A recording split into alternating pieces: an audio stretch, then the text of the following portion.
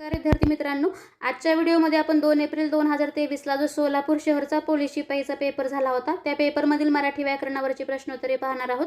बघा, हे जे प्रश्न आहेत ते सर्वच प्रकारच्या पोलीस भरती परीक्षांसाठी उपयुक्त आहेत।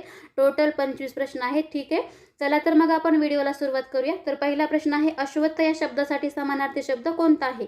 याचं उत्तर आहे ऑप्शन नंबर 3 पिंपळ। तर पिंपळ हा अश्वत्थ या शब्दासाठी समानार्थी शब्द आहे।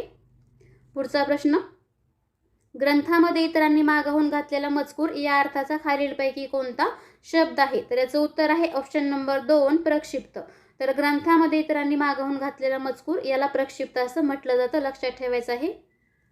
पुढे, गोपी या शब्दाच्या विरुद्ध लिंगी शब्द ओळखा। तर बघा, गोपी हा शब्द कसा आहे? स्त्रीलिंगी आहे। मग या शब्दाच्या विरुद्ध लिंगी म्हणजेच आपल्याला पुल्लिंगी शब्द ओळखावा लागेल। तर याचं उत्तर आहे ऑप्शन नंबर 4 गोप। तर गोप हा गोपी या शब्दाच्या विरुद्ध लिंगी शब्द आहे। पुढचा प्रश्न, अयोग्य जोडी ओळखा। इथे बघा काही समूहदर्शक शब्द दिलेले आहेत, वेलींचा कुंज, मडक्यांची उतरंड, महिलांचे मंडळ, माकडांचा कळप। यापैकी आपल्याला काय करायचं? या 4 पर्यायामधून अयोग्य म्हणजे चुकीची असणारी जोडी ओळखायची आहे। तर याचं उत्तर आहे ऑप्शन नंबर 1, कारण दुसऱ्या ऑप्शनमध्ये काय म्हटले ते महिलांचे मंडळ, ही जोडी कशी आहे? बरोबर आहे। तिसऱ्या ऑप्शनमध्ये काय म्हटले? मडक्यांची उतरण, ही पण जोडी बरोबर आहे। वेलींचा कुंज, ही पण जोडी बरोबर आहे। म्हणजे तीनही जोड्या बरोबर आहेत। परंतु पहिल्या जर ऑप्शनमध्ये पाहिले ते काय म्हटले? माकडांचा कळप, ही जोडी कशी आहे? चुकीची आहे, कारण माकडांचा कळप नसतो, तर माकडांची किंवा वानराची काय असते? तर टोळी असते। त्यामुळे अयोग्य म्हणजे चुकीची असणारी जोडी कोणती आहे? तर ऑप्शन नंबर 1 आहे। पुढचा प्रश्न, श श स या वर्णांना काय म्हणतात? याचं उत्तर आहे ऑप्शन नंबर 1 उष्मे। तर श श स या वर्णांना उष्मे असं म्हणतात, कारण की श श स या वर्णांचा उच्चार करताना घर्षणामुळे उष्णता निर्माण होते आणि त्यामुळेच श श स या वर्णांना उष्मे असं म्हटलं जातं, लक्षात ठेवायचं आहे। पुढे, सूर्य या शब्दाचा समानार्थी शब्द खालीलपैकी कोणता आहे? भानू, रवी, मित्र, यापैकी सर्व। याचं उत्तर आहे ऑप्शन नंबर 4 यापैकी सर्व, कारण की भानू, रवी, मित्र हे तीनही शब्द सूर्य या शब्दाचे समानार्थी शब्द आहेत। त्यामुळे ऑप्शन नंबर 4 यापैकी सर्व हे आपलं योग्य उत्तर आहे। पुढे, ज्या वाक्यातील क्रियापदावरून केवळ काळाचा बोध होतो त्याला डॅश क्रियापद म्हणतात। याचं उत्तर आहे ऑप्शन नंबर 3 स्वार्थी। तर ज्या वाक्यातील क्रियापदावरून केवळ काळाचा बोध होतो त्याला स्वार्थी क्रियापद असं म्हणतात। पुढे, काप गेले भोके राहिली या म्हणीचा अर्थ डॅश। तर बघा, हे 4ही पर्याय व्यवस्थित पाहिजे आहेत। याचं उत्तर आहे ऑप्शन नंबर 1। तर काप गेले भोके राहिली या म्हणीचा अर्थ आहे वैभव गेले आणि त्याच्या खुणा राहिल्या। पुढे, अनंत या शब्दाचा विविध अर्थापैकी खालीलपैकी कोणता अर्थ होत नाही म्हटलेले? विष्णू, अविनाशी, आकाश, अमर्याद। याचं उत्तर आहे ऑप्शन नंबर 2 अविनाशी, कारण की अनंत म्हणजे विष्णू, अनंत म्हणजे आकाश, अनंत म्हणजे अमर्याद, हे तीनही अर्थ अनंत या शब्दाचे होतात, परंतु अविनाशी हा अर्थ अनंत या शब्दाचा होत नाही। त्यामुळे ऑप्शन नंबर 2 बरोबर आहे। पुढचा प्रश्न, द्विज या शब्दाचे अनेक अर्थ असणारा खालीलपैकी योग्य पर्याय कोणता? तर बघा, हे जे 4 पर्याय दिलेले आहेत, ते 4 पर्यायामधून आपल्याला द्विज या शब्दाचे अर्थ असणारे योग्य पर्याय निवडायचे आहेत। त्याचं उत्तर आहे ऑप्शन नंबर 2 3 व 4 योग्य, म्हणजे पर्याय 3 आणि 4 योग्य आहे। कारण की पहिल्या जर पर्यायामध्ये पाहिलं, द्विज या शब्दाचा अर्थ पक्षी असा होतो, परंतु श्रेष्ठ असा होत नाही, त्यामुळे पहिला पर्याय चुकीचा आहे। दुसऱ्या जर पर्यायामध्ये पाहिलं, द्विज या शब्दाचा अर्थ विप्र असा होतो, परंतु दूध असा होत नाही, त्यामुळे दुसराही पर्याय चुकीचा आहे। तिसऱ्या जर पर्यायामध्ये पाहिलं, द्विज या शब्दाचा अर्थ ब्राह्मण पण होतो आणि दात पण होतो, त्यामुळे तिसरा पर्याय कसा आहे? बरोबर, म्हणजेच योग्य आहे। चौथ्या जर पर्यायामध्ये पाहिलं, द्विज या शब्दाचा अर्थ पक्षीय असा पण होतो आणि ब्राह्मण पण होतो, त्यामुळे चौथा सुद्धा पर्याय कसा आहे? बरोबर, म्हणजेच योग्य आहे। म्हणजे पर्याय 3 आणि 4 योग्य आहेत। मग पर्याय 3 आणि 4 योग्य आपल्याला कोणत्या ऑप्शनमध्ये पाहायला मिळतं? तर दुसऱ्या ऑप्शनमध्ये पाहायला मिळतं, त्यामुळे दुसरा ऑप्शन कसा आहे आपला? बरोबर आहे। तर लक्षात ठेवायचं आहे, बघा, द्विज या शब्दाचे अर्थ कोणकोणते आहेत? तर विप्र, ब्राह्मण, पक्षी आणि दात, अशा प्रकारे द्विज या शब्दाचे अर्थ होतात, आपल्याला व्यवस्थित लक्षात ठेवायचं आहे। यथाशक्ती या शब्दाचा योग्य अर्थ डॅश। तर याचं उत्तर आहे ऑप्शन नंबर 2 यथाशक्ती या शब्दाचा अर्थ काय आहे? तर शक्य असेल त्याप्रमाणे किंवा शक्तीप्रमाणे असा याचा अर्थ आहे, लक्षात ठेवायचं आहे। आणि आपल्याला जर असं विचारलं की यथाशक्ती या शब्दाचा समास कोणता आहे, तर तो आहे अव्ययीभाव समास। हे सुद्धा लक्षात ठेवायचं आहे, कारण यथाशक्ती हा जो शब्द आहे तो समासामध्ये सुद्धा विचारला जातो। पुढे खालीलपैकी शुद्ध शब्द ओळखा. तर बघा हे चारही शब्द आपल्याला व्यवस्थित पाहायचे आहेत आणि यापैकी शुद्ध शब्द ओळखायचा आहे. याचं उत्तर आहे ऑप्शन नंबर 4 प्रावीण्य. तर चौथ्या ऑप्शन मधला प्रावीण्य हा जो शब्द आहे तो शुद्ध शब्द आहे. ते बघा वला दुसरी वेलांटी आहे, लक्षात ठेवायचं आहे. तर हे जे पहिले 3 शब्द आहेत ते कसे आहेत, अशुद्ध आहेत. कारण पहिल्या ऑप्शन मध्ये जर पाहिले ते बघा तला दुसरी वेलांटी आहे प्रगतिशील या शब्दामध्ये. म्हणजे प्रगतिशील हा शब्द शुद्ध शब्दामध्ये कसा पाहिजे, तर असा पाहिजे प्रगतिशील, म्हणजे ते तला पहिली वेलांटी पाहिजे. दुसऱ्या ऑप्शन मध्ये पाहिले ते सुद्धा बघा कोट्याधीश या शब्दामध्ये जर पाहिले ते ट्योला काना दिलेला आहे तो चुकीचा आहे. तर ट्योला काना नसायला पाहिजे. म्हणजे कोट्याधीश हा शब्द कसा पाहिजे, कोट्यधीश अशा प्रकारे पाहिजे, म्हणजे फक्त ट्यो पाहिजे. तिसऱ्या जर ऑप्शन मध्ये पाहिला अनुसया हा सुद्धा शब्द कसा आहे, अशुद्ध आहे. तर हा शब्द कसा पाहिजे होता, तर अनसुया अशा प्रकारे पाहिजे.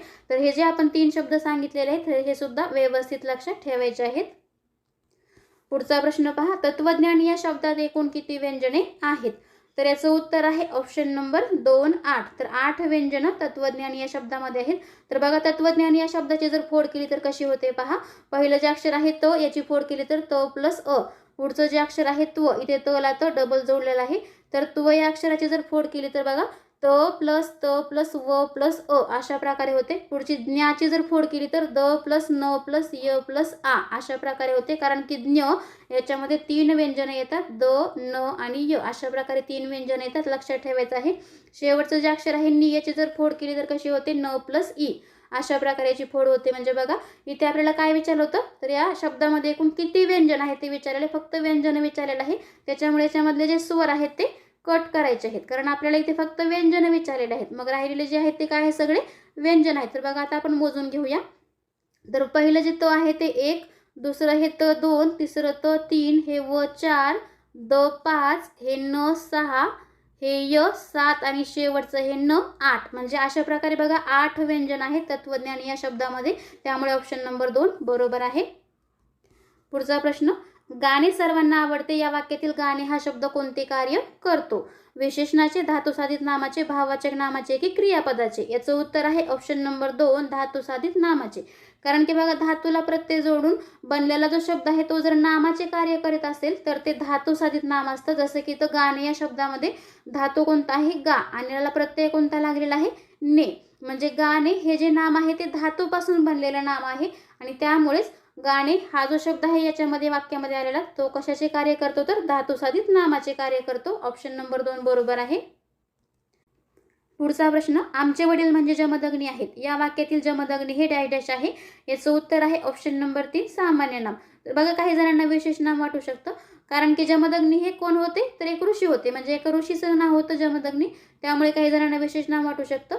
तसं पाहिलं तर जमदग्नी हे विशेष नामच आहे, परंतु या वाक्यामध्ये याचा वापर सामान्य नामासारखा झालेला आहे, कारण की ते वडिलांना जमदग्नी म्हटलेलं आहे. तर बघा जमदग्नी या शब्दाचा अर्थ काय होतो, याचा अर्थ सुद्धा परीक्षेमध्ये विचारला जातो. तर जमदग्नी या शब्दाचा अर्थ होतो अतिशय रागीट मनुष्य. अतिशय रागीट मनुष्य असा या जमदग्नी या शब्दाचा अर्थ होतो. मग इथे बघा वडिलांना जमदग्नी म्हटलेलं आहे, म्हणजे इथे वडिलांना जमदग्नीची उपमा दिलेली आहे. आणि जेव्हा एखाद्या विशेष नामाचा वापर हे दुसऱ्याला उपमा देण्यासाठी केला जातो त्यावेळेस ते विशेष नाम जे असतं सामान्य नाम असतं. आणि म्हणूनच या वाक्यामध्ये आलेलं जमदग्नी हे काय आहे, तर सामान्य नाम आहे. ऑप्शन नंबर 3 बरोबर आहे. पुढचा प्रश्न, ती गुलाबी उषा म्हणजे परमेश्वराचे प्रेमजनू या वाक्यातील अलंकार ओळखा. उपमा, उत्प्रेक्षा, श्लेष, रूपक. याचं उत्तर आहे ऑप्शन नंबर 2 उत्प्रेक्षा अलंकार. तर बघा उत्प्रेक्षा अलंकार केव्हा होतो, तर जेव्हा उपमेय हे जणू उपमानच आहे असे दर्शवण्यासाठी जणू काय, गमे, भासे, वाटे की यासारखे शब्द वापरले जातात तेव्हा उत्प्रेक्षा अलंकार होतो. जसं की बघा या वाक्यामध्ये उपमेय कोणतं आहे, तर गुलाबी उषा, आणि उपमान कोणतं आहे, तर परमेश्वराचे प्रेम. इथे काय म्हटले, ती गुलाबी उषा म्हणजे परमेश्वराचे प्रेम जणू. म्हणजे या वाक्यामध्ये उपमेय हे जणू उपमानच आहे असं इथे दर्शवलेलं आहे. आणि हे दर्शवण्यासाठी कोणत्या शब्दाचा वापर केलेला आहे, तर जणू या शब्दाचा वापर केलेला आहे. मग या जणू या शब्दावरूनच आपल्याला लक्षात येतं की या वाक्यामधला अलंकार कोणता आहे, तर तो उत्प्रेक्षा अलंकार आहे. ऑप्शन नंबर 2 आपला बरोबर आहे. चा प्रश्न पहा, खालीलपैकी कोणता शब्द तिन्ही लिंगामध्ये वापरला जाऊ शकतो. पोर, बाग, वेळ, मुंगूस. याचं उत्तर आहे ऑप्शन नंबर 1 पोर. तर पोर हा जो शब्द आहे तो तिन्ही लिंगामध्ये वापरला जाऊ शकतो. आणखी एक शब्द आहे तो म्हणजे मूल, तर मूल हा जो शब्द आहे तो सुद्धा तिन्ही लिंगामध्ये वापरला जाऊ शकतो. तर लक्षात ठेवायचं आहे बघा, पोर आणि मूल हे जे दोन शब्द आहेत ते पुल्लिंग, स्त्रीलिंग आणि नपुंसक लिंग या तिन्ही लिंगामध्ये वापरले जाऊ शकतात. लक्षात ठेवायचं आहे. बाग आणि वेळ हे जे दोन शब्द आहेत ते पुल्लिंग आणि स्त्रीलिंग या दोन लिंगामध्ये वापरले जाऊ शकतात. हे सुद्धा आपल्याला लक्षात ठेवायचं आहे. ठीक आहे. पुढचा प्रश्न, जे आले नाही ते हरले या वाक्यातील ते हे काय आहे? याचं उत्तर आहे ऑप्शन नंबर 4 संबंधी सर्वनाम. तर बघा इथे बरेच जण चुकू शकतात, कारण की बऱ्याच जणांना दर्शक सर्वनाम वाटू शकतं. बऱ्याच जणांना माहिती असतं की हा, ही, हे, तो, ती, ते हे काय आहे, तर दर्शक सर्वनाम आहेत. परंतु या वाक्यामध्ये आलेलं ते हे काय आहे, तर संबंधी सर्वनाम आहे. कारण की बघा इथे काय म्हटले, जे आले नाही ते हरले. म्हणजे ते म्हणजेच कोण? जे. म्हणजे ते हे जे सर्वनाम आहे ते कोणाबद्दल आलेलं आहे, तर जे बद्दल आलेलं आहे. आणि म्हणूनच या वाक्यामध्ये आलेलं ते हे काय आहे, तर संबंधी सर्वनाम आहे. ऑप्शन नंबर 4 बरोबर आहे. पुढचा प्रश्न, मंदी, समता, गारवा ही नामे कोणत्या प्रकारची आहेत? याचं उत्तर आहे ऑप्शन नंबर 3 भाववाचक नाम. तर बघा भाववाचक नाम कसं ओळखायचं, तर भाववाचक नामामध्ये काही प्रत्यय लागतात. कोणते प्रत्यय लागतात पहा, य, त्व, पण, पना, ई, ता, की, गिरी, वा, आई, वी अशा प्रकारचे प्रत्यय भाववाचक नामामध्ये लागलेले असतात. तर हे प्रत्यय आपल्याला व्यवस्थित लक्षात ठेवायचं आहे. तर जसं की बघा इथे मंदी हा जो शब्द आहे याच्यामध्ये ई हा प्रत्यय लागलेला आहे मंदी या शब्दामध्ये. समता याच्यामध्ये ता हा प्रत्यय लागलेला आहे इथे. गारवा याच्यामध्ये वा हा प्रत्यय लागलेला आहे. म्हणजे बघा या प्रत्ययावरूनच आपल्याला ओळखता येतं की ही नामे कोणत्या प्रकारची आहेत, तर भाववाचक नामे आहेत. ऑप्शन नंबर 3 बरोबर आहे. पुढचा प्रश्न, गोविंदाग्रज हे कोणत्या कवीचे टोपण नाव आहे? हे चारही पर्याय व्यवस्थित पाहिजे. त्याचं उत्तर आहे ऑप्शन नंबर 4 राम गणेश गडकरी यांचं टोपण नाव काय आहे, तर गोविंदाग्रज आहे. लक्षात ठेवायचं आहे. पहिला जो ऑप्शन आहे विष्णू वामन शिरवाडकर यांचं टोपण नाव कोणतं आहे, तर ते आहे कुसुमाग्रज. लक्षात ठेवायचं आहे. कुसुमाग्रज यांचंच पूर्ण नाव काय आहे, तर विष्णू वामन शिरवाडकर आहे. दुसरा जो ऑप्शन आहे माधव त्र्यंबक पटवर्धन यांचं टोपण नाव कोणतं आहे, तर ते आहे माधव जुलियन. माधव जुलियन यांचंच पूर्ण नाव आहे माधव त्र्यंबक पटवर्धन.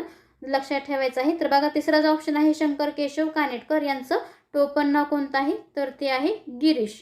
गिरीश यांचंच पूर्ण नाव आहे शंकर केशव कानेटकर. तर बघा हे जे आपण सगळं सांगितलेलं आहे हे सुद्धा व्यवस्थित लक्षात ठेवायचं आहे. ठीक आहे.